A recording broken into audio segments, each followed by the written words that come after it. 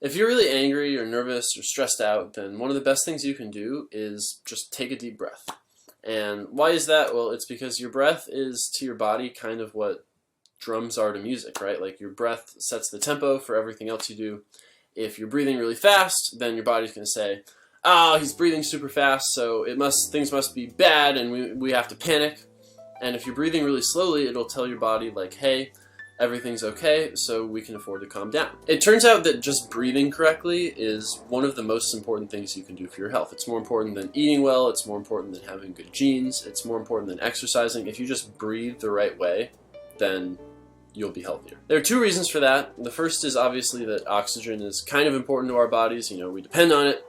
And the second reason is that when we evolved intelligence, our extra big brain actually took up some of the space from our nasal passage, right? And so our noses are just kind of smaller and don't get as much air as other animals. And so we have to be really deliberate about the way we breathe in order to fix that. So how do you breathe correctly? Well, that's what James Nestor's book Breath is all about, and I'm going to share the two big takeaways that I learned from that book that will help you breathe better. And I'm also going to share a third thing that's kind of advanced level, and you don't have to do it, but if you do it, it's like a superpower. Here's what you need to know. As part of writing Breath, James Nestor did this experiment where he breathed only through his nose for 10 days, and then only through his mouth for 10 days. And when he was only breathing through his mouth, he was just absolutely miserable. He wasn't sleeping well. He was snoring 5,000% more. He had 25 sleep apnea events per night. And he just felt like crap.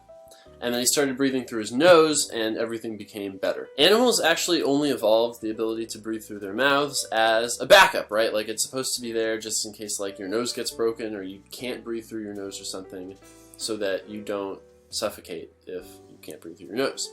But most animals never breathe through their mouths unless they absolutely have to, right? Humans are the only animals that breathe through their mouths regularly.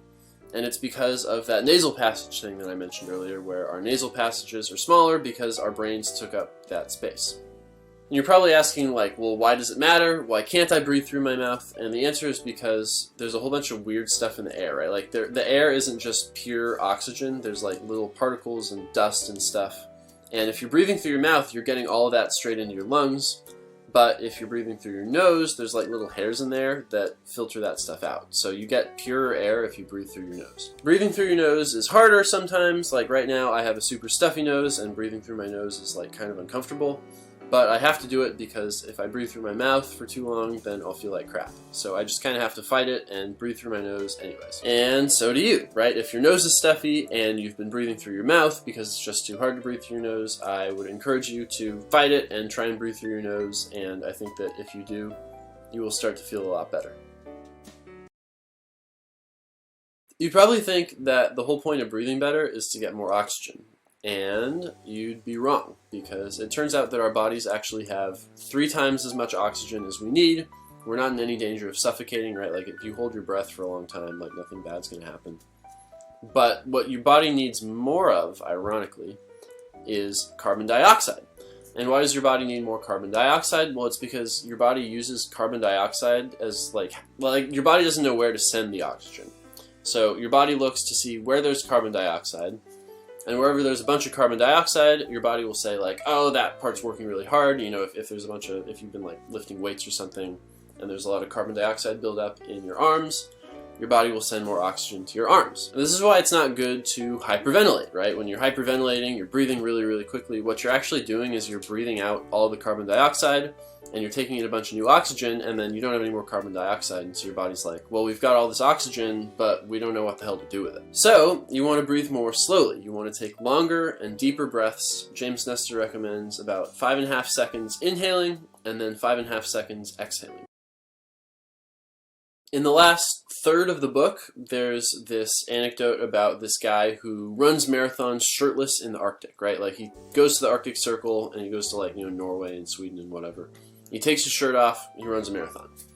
And how does he do that without freezing to death? Well, it's because he does these breathing exercises called tumo, which make him basically superhuman. And the way tumo works is basically you breathe really, really, really, really quickly for a few minutes at a time. And what that does is it stresses your body out and it makes you feel really, really hot inside.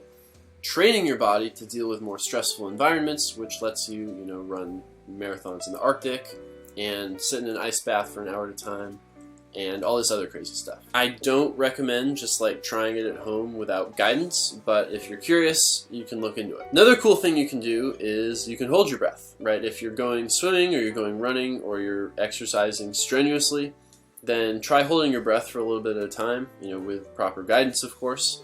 And what you'll find is this actually increases your endurance.